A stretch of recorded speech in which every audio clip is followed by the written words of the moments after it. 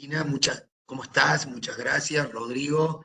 Me presento, no tenemos el gusto ni la oportunidad de conocernos, pero seguramente que ya habrá tiempo en algún momento.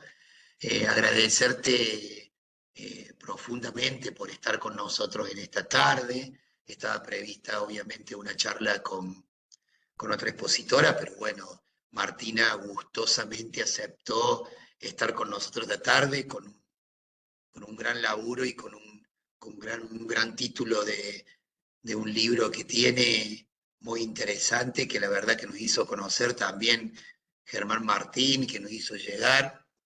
Eh, Así que después Martina nos va a recordar. Si no, corregime Martina si lo digo bien, pero creo que el título del libro, Matar no siempre es un crimen, algo así, ¿no es cierto? Así que más o menos me hace Martina por ahí, pero bueno, por ahí viene. Así que bueno, agradecerte. Estamos una vez más esta es digamos, la anteúltima charla, digamos, de del ciclo de conferencias preparatorias para el segundo Congreso Federal Penal y Adolescente y Juvenil que ya se va a hacer el 10 y 11 de septiembre en Catamarca, que prontamente vamos a estar ya elevando el programa final con todos los expositores y expositoras que se han ofrecido y que van a estar también en el Congreso. Que va a estar muy bueno, interesante y vamos a poder debatir y conversar un montón de cosas, sobre todo en este momento tan fundamental para los pibes y pibas y el debate de la baja de la edad de punibilidad, ¿no? Que se está dando en el Congreso, así que bueno, ese va a ser otro tema con con algunas sorpresas interesantes que va a tener el Congreso. Así que gracias a todos y a todas ustedes por estar esta tarde aquí nuevamente con nosotros. Eh, Agradecerles, simplemente agradecerles y quedarme por aquí, escuchar ahora a mi querido amigo correntino Edgardo Frutos, que va a presentar a Martina para su exposición y la vamos a estar escuchando gustosos y poder aprender de ti, Martina, un poco más. Y gracias a vos, Edgardo, por estar también ahí como integrante del foro y presentar esta tarde a Martina. Así que muchas gracias y los dejo a ustedes aquí con todo esto. Bueno, gracias Rodrigo. Rodrigo es el anfitrión del próximo congreso y aparte del anfitrión, el coorganizador y la verdad que lleva adelante toda la organización de lo que se viene de estas preparatorias junto con Germán y bueno, los quienes integramos el foro, pero Rodrigo ahí como dueño de casa del próximo congreso está al pie del cañón y siempre apostando, digamos, a estas jornadas y estos encuentros preparatorios, digamos, del Congreso Nacional Penal Juvenil que va a ser en Catamarca. Así que bueno, nada más que presentarme, para aquellos que no me conocen, soy Edgardo Frutos, soy juez de familia, niñez y adolescencia de Corrientes, integro el foro penal juvenil junto con Rodrigo, Germán y otros tantos compañeros que formamos parte de este gran foro federal. Y hoy nos toca, dentro del ciclo de conferencias, la presentación de la doctora Martina Lasalle. Ella es doctora en ciencias sociales, Rodrigo ya la presentó. Martina viene a ilustrarnos hoy en reemplazo de la doctora Sapiola que iba a hablar, y Martina gentilmente se ofreció y la verdad que para nosotros también es un lujo. Tuve el gusto de conocerle y leer un poco de sus trabajos y la verdad que nos viene un poco a ilustrar a demostrarnos un poco desde su visión, que es muy valiosa. Martina es doctora en Ciencias Sociales de la Universidad de Buenos Aires, es licenciada en Sociología de la Universidad de Buenos Aires, es socióloga y doctora en Ciencias Sociales por la Universidad de Buenos Aires. Se desempeña como profesora de Sociología en la Facultad de Ciencias Sociales de la UBA e investiga temáticas vinculadas a la sociología de la violencia, el castigo y el sistema judicial. Es autora de artículos publicados en revistas científicas nacionales e internacionales y ha sido investigadora visitante en universidades de Europa, Estados Unidos, Brasil y México. Además, ha participado en proyectos en el sector de la sociedad civil y es miembro del equipo editorial de revista Hipertexto, Capitalismo, Técnica, Sociedad en Debate. Bueno, es reducido los antecedentes en esta presentación. Martina, un gusto para nosotros escucharte y bueno, el auditorio, que estamos ahí en casi 75 personas conectadas, estamos ansiosos de escucharte. Un gusto. Hola, buenas tardes, ¿cómo están? No, muchas gracias a ustedes por el espacio y, y por, la verdad que felicitarlos por este foro eh, que busca pensar una problemática muy relevante desde muchos puntos de vista. Como ya dijeron anteriormente, yo no trabajo temas específicamente del fuero penal juvenil, pero la idea de la presentación de hoy era conversar un poquito sobre un libro que escribí, que se va a publicar, bueno, esta semana posiblemente. El libro, digamos, es un análisis sociológico sobre el castigo del asesinato en Argentina. Y como les decía, si bien no está centrado en la problemática adolescente, juvenil, tiene, creo yo, muchos puntos de contacto. El primero de ellos, para decirlo muy rápidamente, es que si uno mira la población actualmente detenida y condenada por homicidio en Argentina, vemos que son personas ciertamente jóvenes. No son adolescentes, pero son jóvenes. Entonces, quizá podamos encontrar algunos puntos de conversación en relación a eso. Bueno, como les contaba recién, mi idea es hacer una intervención vinculada a este libro. Les cuento un poquito el argumento del libro y después me gustaría meterme en algunas cositas puntuales. El libro, como les contaba, es un análisis sociológico sobre el castigo del asesinato en Argentina. El título del libro es muy parecido al que mencionaron recién, que es Matar no es siempre el mismo crimen, un estudio sobre el castigo diferencial del asesinato en Argentina. El libro problematiza una creencia colectiva muy arraigada en el imaginario social, que es la idea de que la vida del individuo es el valor más sagrado, más importante de todos, y por tanto el homicidio el peor de los delitos posibles y el que merece y efectivamente obtiene las penas más severas por parte del sistema judicial, del Poder Judicial. El libro también, digamos, lo que busca un poco entonces es problematizar esta creencia muy arraigada en el sentido común. Y lo que va a mostrar es que el homicidio puede no ser el delito con las penas más severas, que hay algunos atentados a la propiedad privada que pueden recibir castigos similares o incluso mayores que algunos homicidios, y que hay algunos homicidios que no son incluso calificados como criminales. ¿Sí?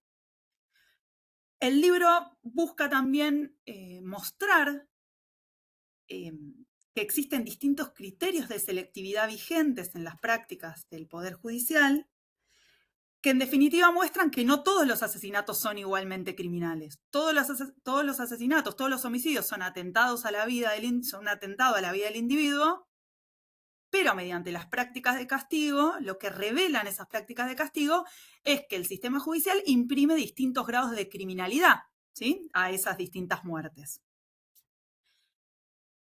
La hipótesis y lo que el trabajo o el argumento del libro en este sentido es que las decisiones judiciales que jerarquizan esos distintos homicidios, que jerarquizan esas distintas vidas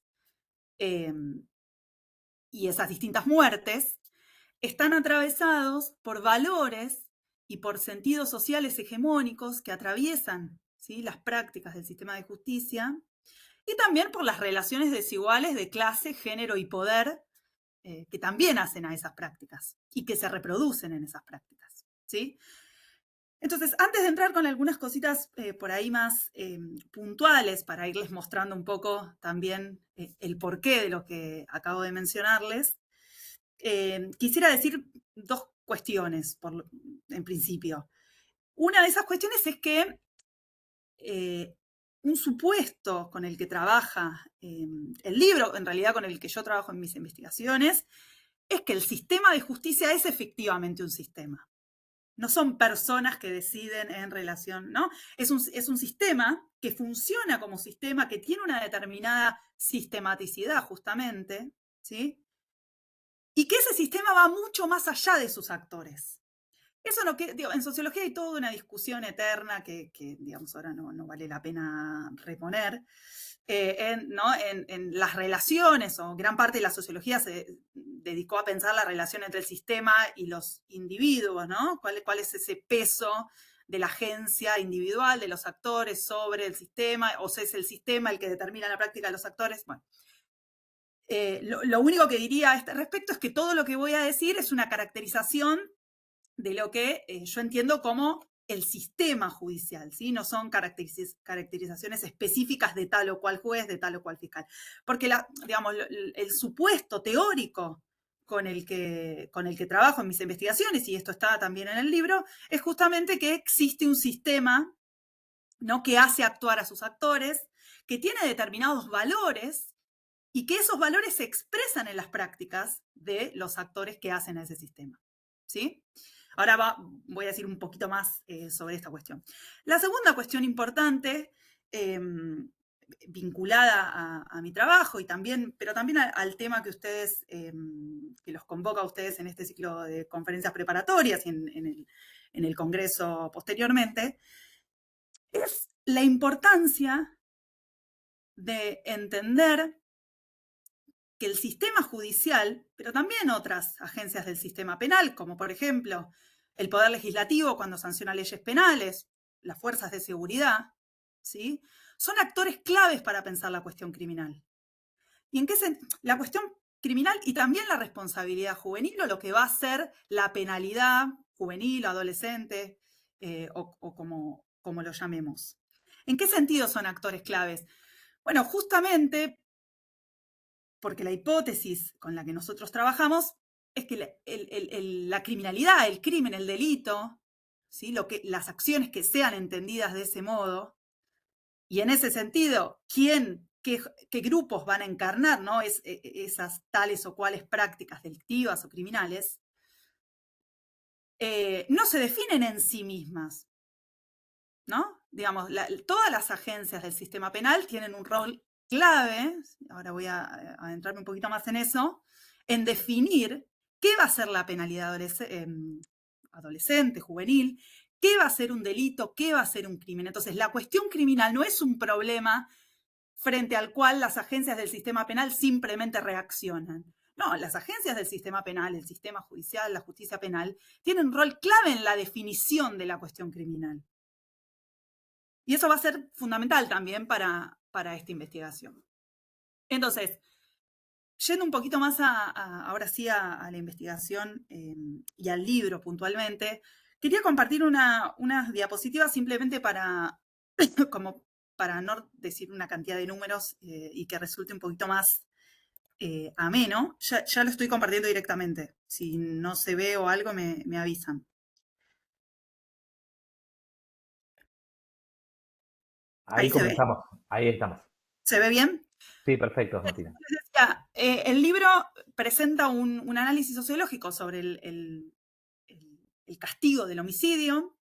Acá simplemente mostrarles, probablemente ustedes conozcan algo de estos números, en dónde está Argentina en relación a las tasas de homicidio. Nosotros a nivel país tenemos tasas de homicidio, es decir, tasas de homicidio bajas. Vivimos en una región con las tasas más altas de muerte violenta, ¿sí?, en una región en donde las tasas de víctimas por homicidio doloso están muy por sobre la media mundial, que es alrededor de 6 víctimas cada 100.000 habitantes. Pero Argentina es uno de esos países de la región con tasas de homicidio ciertamente bajas. ¿Ahí están viendo? ¿La siguen viendo? Sí. Perfecto. Perfecto. Bien. Entonces, ahí en el grafiquito de la derecha están las tasas de homicidio de distintos países. Argentina tiene, como les decía, tasas bajas, ¿sí?, a pesar de lo que muchas veces, bueno, sobre todo en la región centro del país, se tienda a pensar y demás. Las tasas de muerte violenta son bajas. Naturalmente, hacia el interior del país hay una heterogeneidad grande, ¿no? El problema de las tasas también es que generan cierta uniformización de algo que es ciertamente heterogéneo. Pero a nivel país esas tasas son bajas. Hay regiones en donde las tasas de homicidio, como ustedes también ya sabrán, están muy por arriba del promedio nacional, ¿no? Santa Fe Rosario particularmente es un lugar en donde esto se ve muy claramente, pero también algunos distritos del GBA, de la provincia de Buenos Aires, también esto es cierto. Pero hay algunas provincias en donde las tasas de víctimas por homicidio doloso son todavía más bajas. San Luis, por ejemplo, tiene tasas bajas. La Pampa tiene tasas de alrededor de 2. Bueno, no sé, me imagino que hay personas de distintas provincias. Pero eso es ciertamente heterogéneo. Si miramos lo que viene sucediendo con las tasas de víctimas por homicidio doloso a lo largo, en los últimos 8 o 10 años, ahí justo tenemos menos de 10 años, pero estas tasas también se viene viendo una disminución en las tasas de homicidio. No sucede lo mismo en relación a la tasa de víctimas específicamente por femicidios. Lamentablemente tenemos datos muy, digamos, no tenemos la posibilidad de tener una trazabilidad tan grande con el caso del femicidio, como sabrán, porque esos datos empezaron a producirse hace relativamente poco tiempo, entonces esa trazabilidad es mucho menor que con la del homicidio doloso, digamos, tomado en su conjunto, pero lo que se puede ver es que en los últimos años esa tasa no baja como sí baja la tasa general por homicidio, ¿sí? Bien, ¿cómo se castiga? Esa es una de las preguntas centrales del libro, ¿no? Para dar cuenta de estas dos y problematizar estas cuestiones que les decía al principio sobre la producción diferencial digamos, o la criminalización diferencial de la muerte violenta. ¿Cómo se castiga el asesinato en Argentina, el homicidio? Digamos, lo primero que hay que decir es que el 14% de la población penitenciaria actualmente detenida está detenida por homicidio doloso. Como ven, es una proporción no significativamente alta, ¿sí? La evolución de la tasa de la población detenida total en todo el país creció en los últimos 8 años un 40%, lo cual es muchísimo, muchísimo. Si tomamos un periodo más largo, vemos también que ese crecimiento es incluso mayor. Sin embargo, la población detenida por homicidio doloso no creció, ¿no? En línea con lo que les decía anteriormente, que es que la tasa viene en disminución. Es decir, que la sobrepoblación penitenciaria actual no se explica por personas que están detenidas o condenadas, acusadas, imputadas, procesadas o condenadas efectivamente por homicidio, sino por otro tipo de delitos. Ahora voy a mencionar algunas cositas sobre eso también. ¿Qué más se puede decir en relación al castigo del homicidio en Argentina? Bueno, que el 65% de esas personas están condenadas y un 35% está con prisión preventiva. Ustedes conocerán bien esta cuestión, pero esto es algo que se viene revirtiendo en todo el país, bueno, a un mayor o menor ritmo, pero hace 10 años la cantidad de personas procesadas sin condena efectiva era bastante mayor. En la actualidad, en la provincia de Buenos Aires, yo soy de Buenos Aires, entonces conozco un poquito más esos números, pero ese porcentaje de personas procesadas sin condena es todavía más alto, ¿sí? Pero a nivel país, la proporción es esta que les mostró en el cuadrito. ¿Qué más se puede decir? Bueno, ¿cuáles son las características de esas personas que están detenidas? Bueno, la gran mayoría de esas personas son varones, ¿sí? Casi la mitad de esa población fue detenida con menos de 26 años, por eso les decía que si bien, digamos, la investigación no es específicamente sobre jóvenes y adolescentes, digamos, muy fácilmente quedamos vinculados en la temática porque gran parte de esas personas que están detenidas son personas jóvenes, ¿sí? O fueron detenidas siendo personas jóvenes.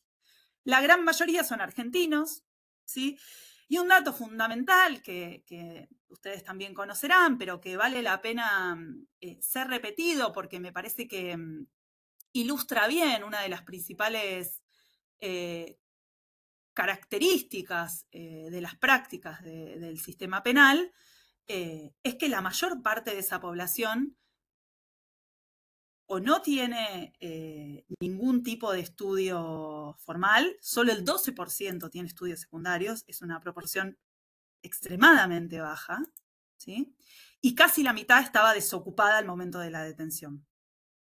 ¿Sí? Entonces, ¿qué cuadro nos da esta caracterización de las personas detenidas por homicidio? Bueno, hay mucha literatura que muestra en toda Latinoamérica el carácter, por un lado, clasista del sistema penal y por otro lado, el carácter de una alta criminalización de la juventud también del sistema penal. Y esto se ve efectivamente si nosotros miramos las personas detenidas, ¿sí? También por homicidio.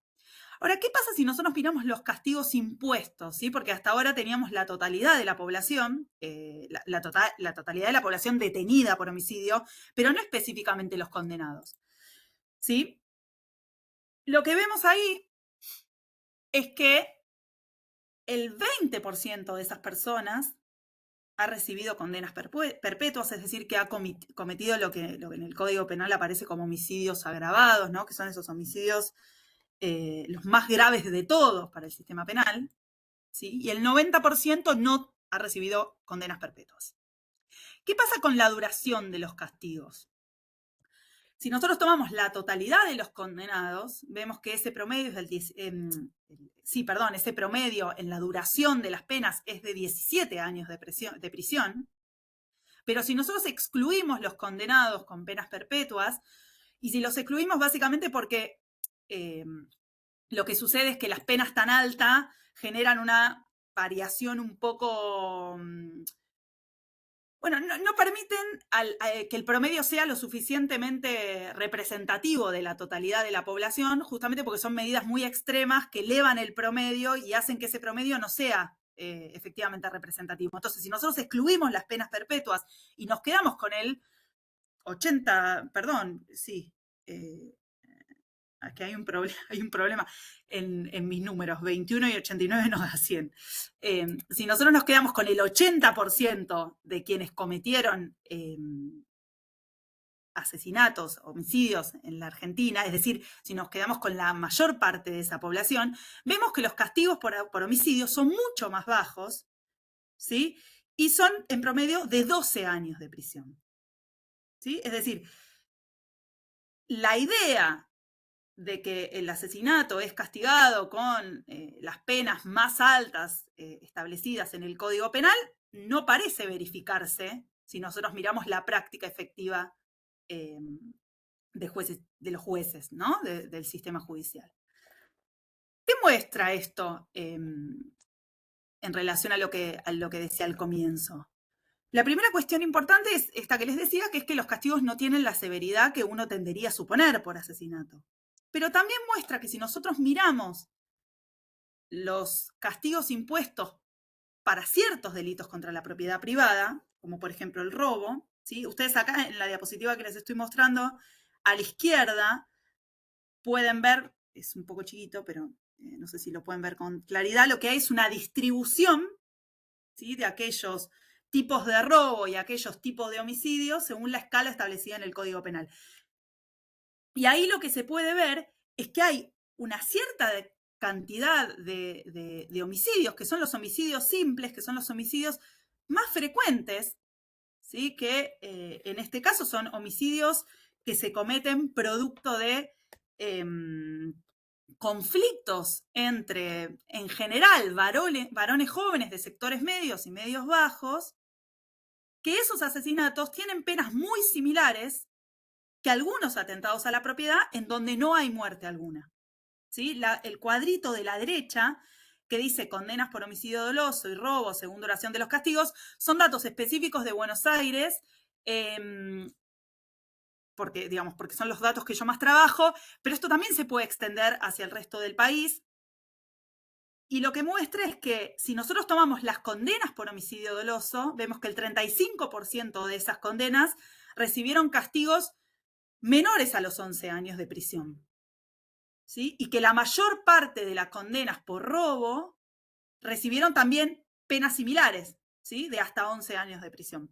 Pero hay una segunda línea, que ustedes ven en la segunda fila, que son aquellos castigos de entre 11 y 20 años de prisión. El 40% de las condenas por homicidio doloso fueron de entre 11 y 20 años de prisión y el 10% de las condenas por robo tuvieron penas similares, ¿no? Entonces, esto significa también que ese 10% de los robos tuvo penas más altas que el 35% de los homicidios, ¿no? Entonces, la pregunta es, bueno, ¿cómo se puede explicar que haya homicidios en donde lo que hay es un ataque al valor más importante de las sociedades contemporáneas, que reciban penas más altas cuando no hay muerte, cuando esos robos no tienen, no implican muerte alguna, ¿sí? Una cuestión metodológica, no me quiero extender mucho en esto, todo esto está mucho mejor explicado y detallado en el libro, pero digamos, de esta muestra están excluidos los robos que implicaron lesiones o que implicaron algún tipo de, que pudieron haber implicado también la muerte en medio de ese robo, ¿sí? Digamos, es una muestra que solamente extrae casos de robo en donde no hay ni lesiones, ni violaciones, ni, ¿se entiende? Ni ningún otro delito vinculado a esos robos, ¿sí?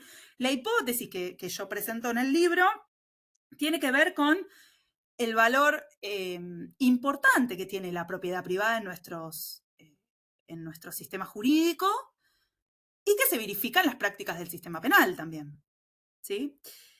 Pero junto con eso también hay otra hipótesis que yo exploro un poco también en el trabajo y que si quieren la menciono y después por ahí la podemos conversar, porque quiero mencionar otra cosa antes de terminar, que es la pregunta por cuáles son esos homicidios que no merecen, o que no, sí, que merecen penas más cercanas al mínimo y no al máximo en la escala penal.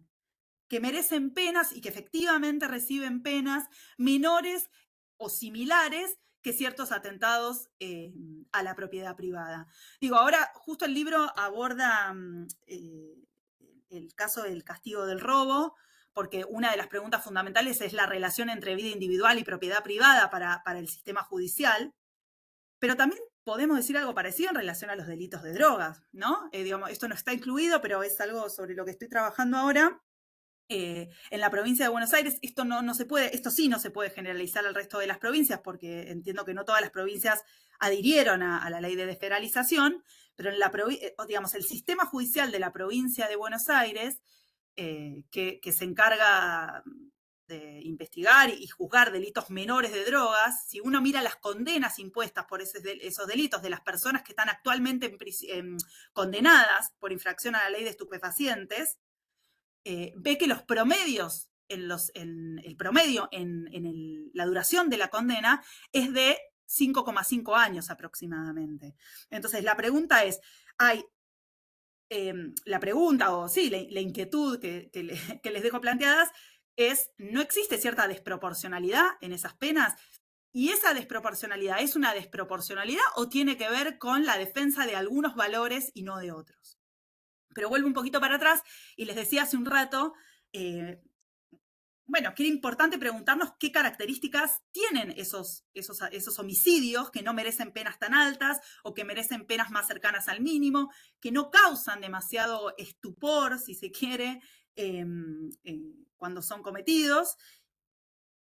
Bueno, ¿qué características tienen? Bueno, esos homicidios son, como les decía hace un rato, homicidios que suceden sobre todo entre varones jóvenes, relativamente jóvenes, en medio de conflictos, ajustes de cuenta, conflictos, peleas y conflictos interpersonales, ¿no?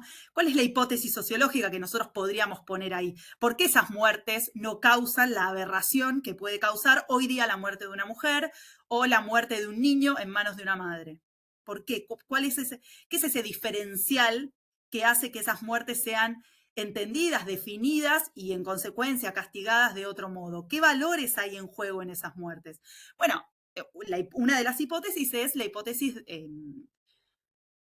bueno, patriarcal, si quieren, que tiene que ver con que los asesinatos, los homicidios que se cometen entre varones jóvenes de sectores medios, medio bajos, son mucho más tolerables y mucho más esperables, mucho más imaginables, porque justamente se trata de varones que de algún modo se ajustan a una forma o al modelo de masculinidad hegemónica. Es mucho más esperable que dos varones se agarren a trompadas y se apuñalen que dos mujeres lo hagan. ¿Pero por qué es mucho más esperable?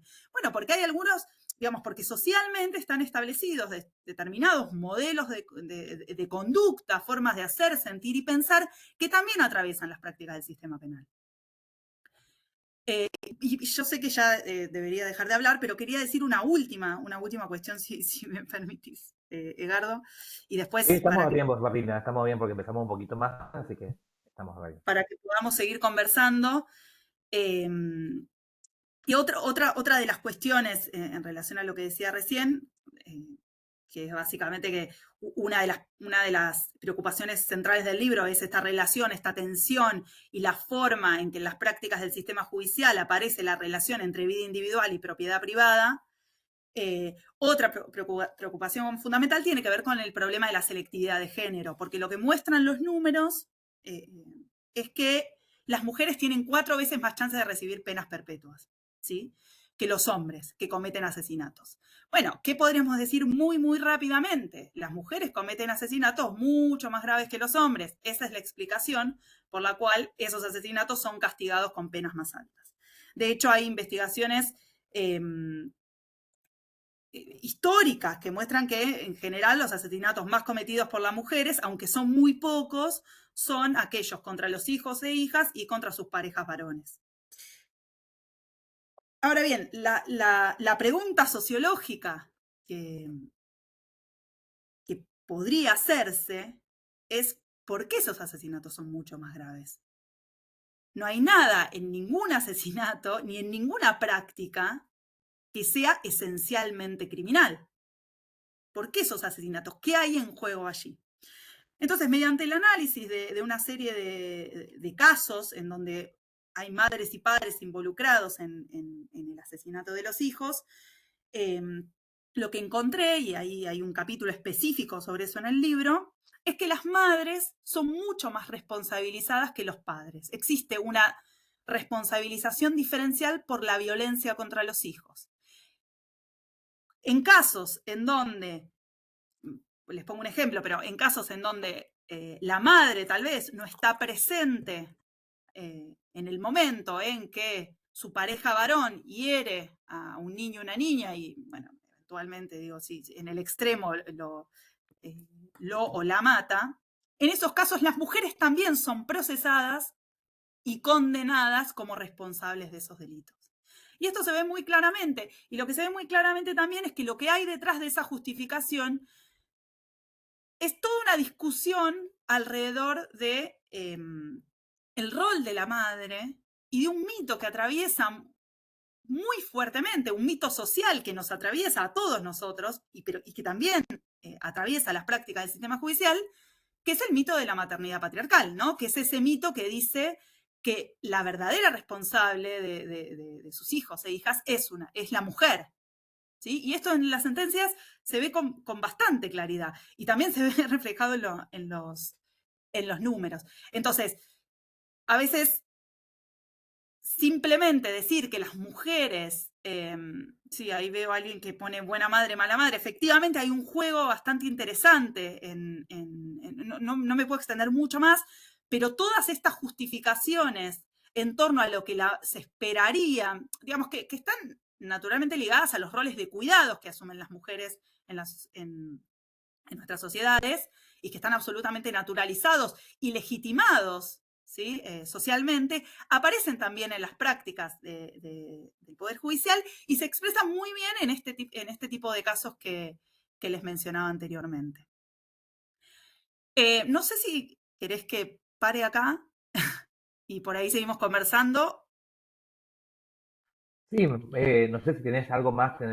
Para mí estamos bien a tiempo, pero también está bueno para por ahí formular el espacio para preguntas. Pueden hacerlas en el chat, aquellos que estén interesados, y y yo la replico con Martina, pero estamos bien a tiempo, Martina, ¿eh? Sí, si querés, dejo acá y podemos Bien, conversar. Por ahí es un poco más fructífero dale, que yo, dale, dale. y que por ahí alguien tenga algo para preguntar y eso hace que por ahí me acuerde de algunas cosas que no dije también. Sí, bien. Bueno, yo también estaría ahí, voy a acotarte también de mi parte, digamos, voy a aprovecharte, esto de cómo tomar, digamos, cuándo aquellos delitos de homicidio merecen causar lo mínimo. Cuando hablamos de cuestiones de personas menores de edad, esto de los delitos violentos, los homicidios violentos entre varones, también se refleja mucho en nuestros adolescentes, digamos, adolescentes varones, donde hay situaciones de homicidio, en donde el reproche, muchas veces el reproche no es tan eh, tan fuerte como en otros casos de homicidio donde también están involucrados menores de edad. Cuando el reproche se da en este ámbito de violencia entre revanchas y conflictos entre varones, digamos. Esto es muy, muy común también en materia de penal juvenil, digamos. Y lo Bueno, traía también como corolario, digamos, porque me ha pasado como juez, donde fiscales, observo esto, digamos, donde fiscales piden penas un poco más reducidas cuando los conflictos se vienen así, se dan de este contexto, como lo explicaba, que cuando se dan en otro tipo de contexto de delitos. Incluso esta de proporción, que vos muy bien lo desarrollabas, es cuando incluso el resultado muerte no se da y hay tentativas de homicidio, por ahí quizás las penas son más altas, depende del contexto. Digamos.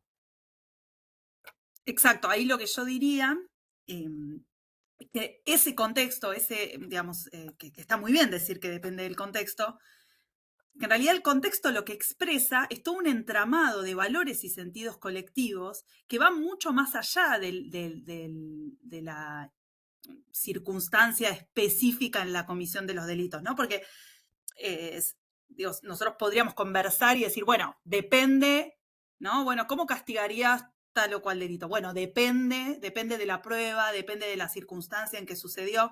Bueno, lo que la investigación, digamos, lo que está ahí expresado un poco en el libro, es que si uno indaga un poquito más qué tienen esas circunstancias específicas en las que se cometen esos delitos, o esos contextos que vos decías recién, es básicamente que existe la vulneración, el ataque a determinados valores y sentidos colectivos que no se pueden atacar. Socialmente nosotros marcamos mediante el castigo penal que determinadas prácticas no se pueden hacer. No hablé de algo también importante que, bueno, para no hacerlo tan largo, pero es en relación al femicidio. ¿Qué trae la incorporación del femicidio, bueno, como dentro de uno de los, ustedes tienen mucho más vocabulario específico que yo, dentro del código, del artículo de homicidios agravados, ¿no? El femicidio como tipo. O sea, no es un tipo, entiendo que no es un tipo penal específico, aparte del homicidio, pero la posibilidad de que digamos, la muerte de una mujer por motivos de género en manos, por ejemplo, de su pareja varón se llame femicidio, tiene una serie de consecuencias simbólicas y ahora materiales muy profundas. ¿Sí? Entonces, la posibilidad de nombrar esa acción como femicidio y de castigarla en consecuencia, tiene muchas consecuencias. Y lo que hay ahí, y esta es la hipótesis con la que yo trabajo, es justamente esto, un entramado de sentidos y valores colectivos que se buscan proteger y que antes no se protegían. Pero entonces, ¿hay algo intrínsecamente femicida en el acto de matar a una mujer por motivos de género? No, no hay nada intrínsecamente femicida, porque eso es materia de definición social, de definición política en un sentido amplio del término, no definición de la política, sino política. Y por todo eso que esas muertes empiezan a movilizar. Pero sí, estoy completamente de acuerdo con lo que decías vos. El homicidio y el robo es una combinación fatal, ¿no? para el sistema de justicia. Y digamos, y también a la luz de la ciudadanía, ¿no? Sí. Martina, si querés dejar de compartir, entonces te podemos ver, porque yo no lo estoy viendo. Disculpe, Entonces disculpe. ahí te vemos mejor. Bueno, ¿Ahí acá está? estaban preguntando, sí. Acá Rafael Martínez consultó, te pregunta, ¿me ves? ¿Me escuchás bien?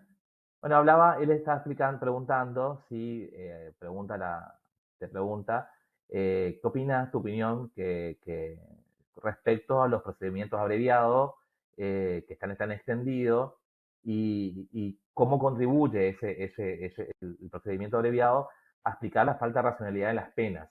Eh, eh, ¿Cuál sería él aborda diciendo que el valor justicia queda tan relegado por este acuerdo de partes y si este acuerdo no distorsiona un poco todo el análisis que vos lo desarrollaste, tu opinión al respecto. Sí, el procedimiento abreviado es un tema en sí mismo.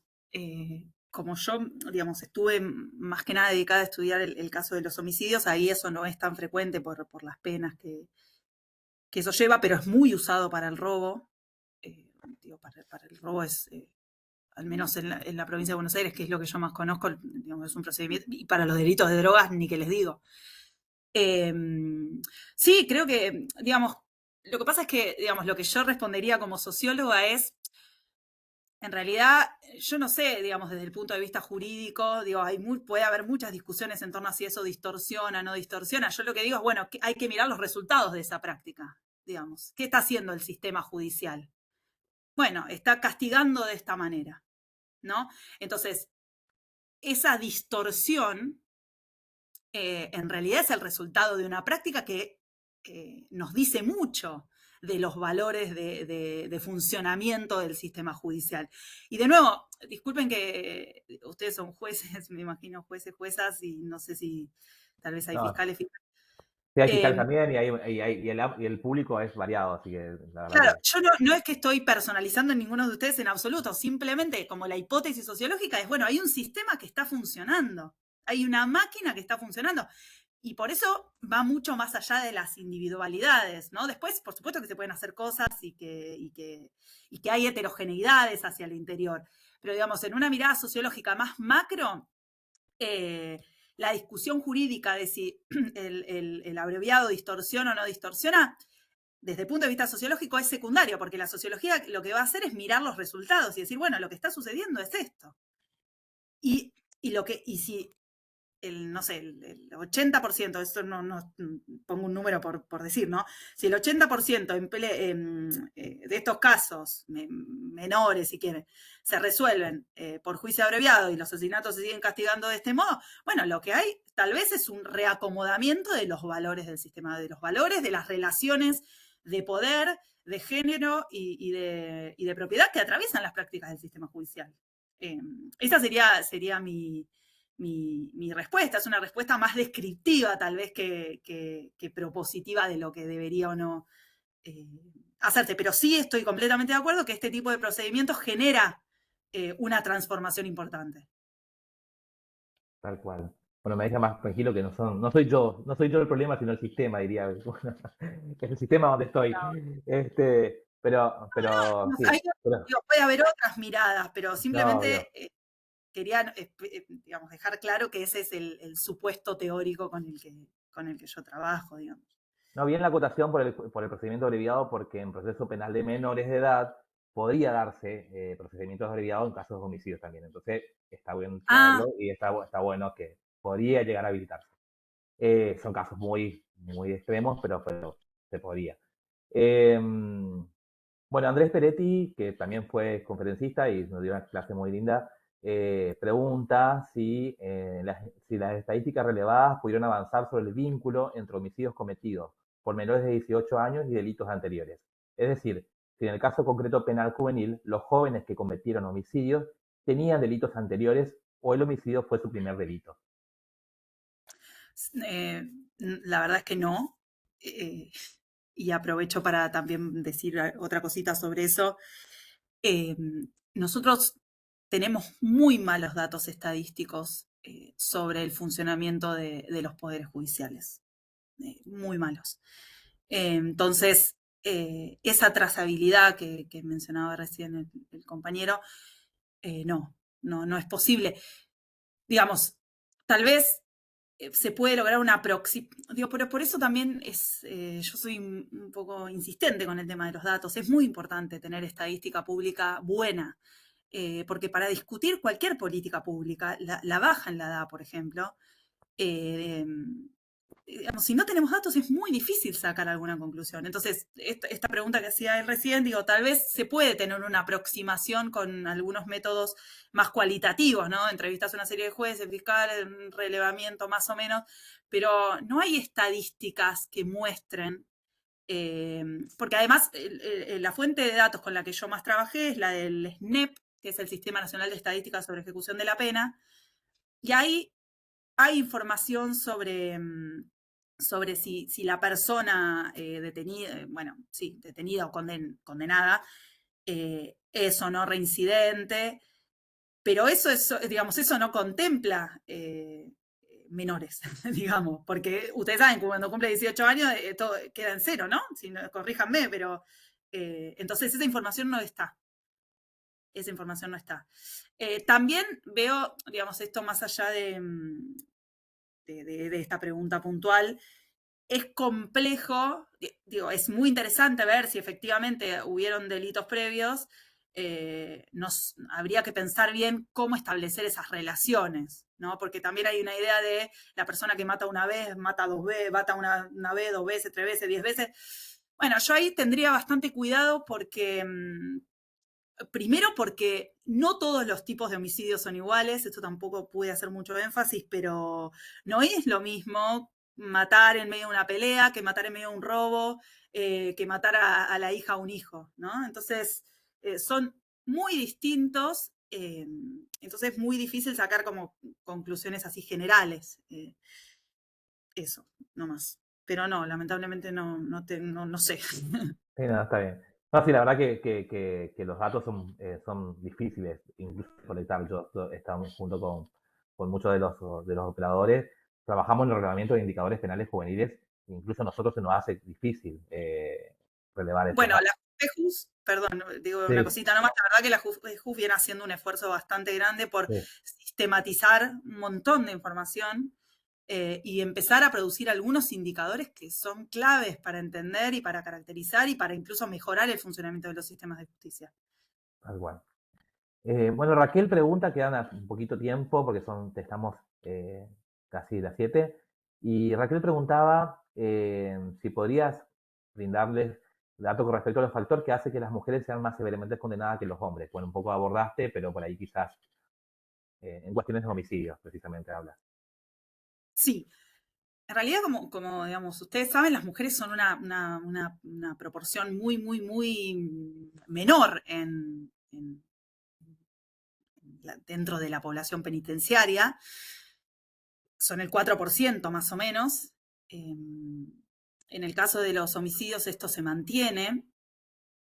Lo que muestran los datos no es que son más condenadas, eh, exactamente más condenadas, sino que las penas son más severas para las mujeres que para los varones. Entonces, por eso yo les decía, bueno, básicamente porque cometen asesinatos más graves. Bueno, pero si nosotros ahondamos un poquito más en eso, vale la pena preguntarse qué hay en juego, qué hacen las mujeres tan grave, ¿no? Y esto que les decía, bueno, en general matan a los hijos o hijas o a las parejas varones. En el caso de las hijas o hijas, eh, como les decía, y como digamos, lo que se ve es una responsabilización diferencial. Y, digamos, una mayor responsabilización hacia las mujeres. La explicación o la hipótesis interpretativa de estos datos es que hay un mito fundante, que es el mito de la maternidad patriarcal, que es que la madre es la absoluta responsable de los hijos.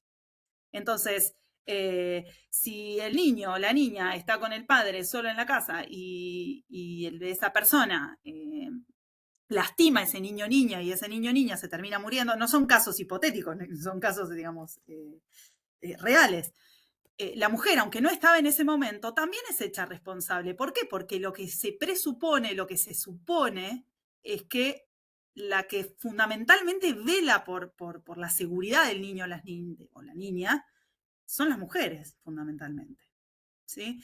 Y algo que no mencioné y que también está en el libro, es la otra pata de los asesinatos cometidos por mujeres, que es que ahí yo señalo que hay un cambio de tendencia en el funcionamiento del sistema judicial, que lo que muestra básicamente es que asesinatos que en otros momentos históricos eran tenidos como absolutamente atroces, graves y recibían las penas máximas, que eran justamente la muerte de las parejas varones en manos de las parejas mujeres, de sus mujeres, hoy día empiezan a ser releídos de otro modo, ¿no? Entonces, con la intervención de la variable violencia de género, esos asesinatos empiezan a ser descriminalizados y reinterpretados como legítimas defensas. Mujeres que sufren violencia de género hace un montón de tiempo, ¿sí? No son castigadas por esas acciones y son reinterpretadas, releídas como legítimas defensas. Digamos, lo que yo también señalo en el libro es que, bueno, digamos, la hipótesis hay que llevarla, digamos, no podemos abandonar la hipótesis a la mitad del camino.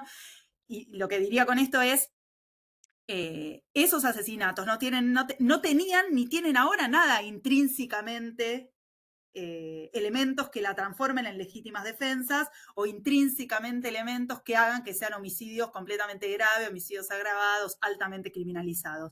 No, es materia de definición política. Hay una reestructuración en los valores colectivos que ubican a la mujer en otro lado, que tienen a la violencia de género en otro lugar, ¿sí? Y que hacen que esos asesinatos sean reinterpretados. Pero ahí conviven como dos cuestiones. No sé si respondí o fui un poco... Genial, no, genial, lo profundizaste y eres así. Bueno, hay muchas acotaciones a tu charla, la verdad que salutaciones y felicitaciones, la verdad que hago extensiva y también la hago propia porque fue excelente todo lo que hablaste.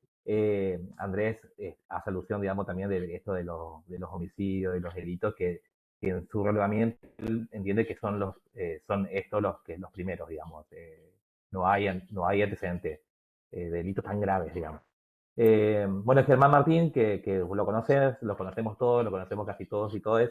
Germán está justamente publicando dónde poder conseguir tu libro, Matar no es siempre es el mismo crimen, da el link y la verdad que bienvenido sea, Germán, gracias, porque también la verdad que todos estamos ahora, más que te conocemos y que te escuchamos, interesados en leerte. Ojalá que pronto, que seguramente será exitosa la publicación y bueno, todos tendremos el día de mañana tu libro.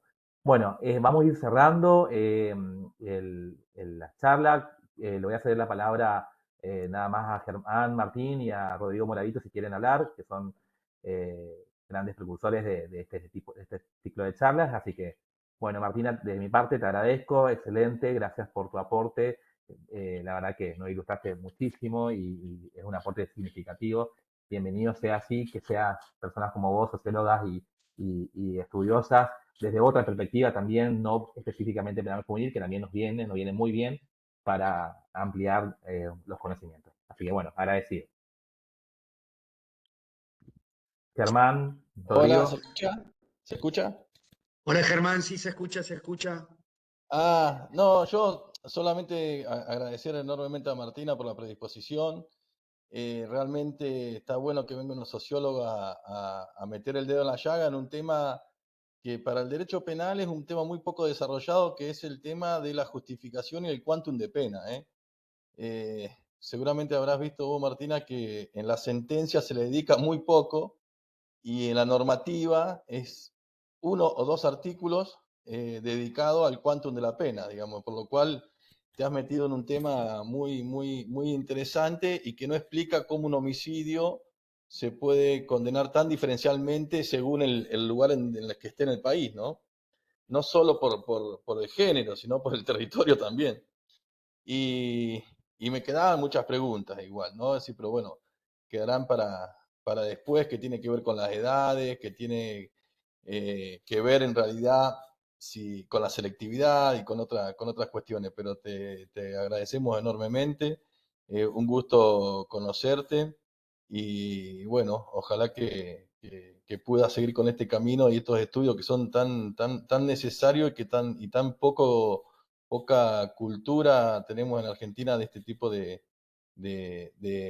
análisis y que son tan difíciles, sobre todo para recolectar la información. Así que yo nada, agradecer a todos. Estamos terminando el ciclo, así que estamos felices y bueno, ya viene el último, así que le paso la palabra a Rodrigo. Un abrazo enorme. Bueno, gracias Germán. Martina, qué decirte, estoy ahí con el link de Germán, no veo las horas de tener ese libro, así que la verdad que me parece excelente. Yo que he tenido la oportunidad de dictar y eh, varias condenas en materia de homicidio, sobre todo a personas adultas, así que lo que dice Germán es notable, sobre todo cuando uno tiene que justificar la pena en los delitos de prisión perpetua. De hecho, hasta en algunos trabajos he visto si era necesario justificar esa pena cuando es una pena única, ¿no? Que son todas las cuestiones que uno se va preguntando. La verdad que me encantó tu charla, agradecerte enormemente la predisposición. Eh, fue bárbaro lo que escuchamos, la verdad que me gustó mucho, creo que ya te dijo Edgardo por ahí, la gente se fue muy contenta y quedaron muchas preguntas, a mí me siguen dando muchas vueltas, muchas cosas, sobre todo lo que planteaste de que hay delitos contra la propiedad que a veces son más castigados que un homicidio, ¿no? Qué bárbaro esto, ¿no? Y la verdad que también es como que está tergiversado el tema de la protección de los bienes jurídicos, como le gusta decir a los penalistas, en el sistema penal, ¿no? Así que gracias, enormemente gracias.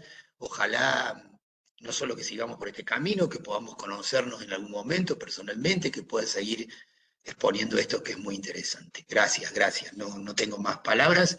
Recordarles que queda la última charla con el doctor Tiffer, sí, próximamente, que también es una conferencia magistral y muy interesante, y bueno, y ya estamos encima del congreso que vamos a tener aquí en Catamarca el 10 y 11 de septiembre, que la verdad que los esperamos a todos y a todas y que podamos compartir y sobre todo hacer un poco también, estos congresos son un poco también para la catarsis nuestra, ¿no? Que creo que es muy importante hacer catarsis también de muchas cosas. Así que gracias, eternamente gracias y nos vemos en la próxima charla.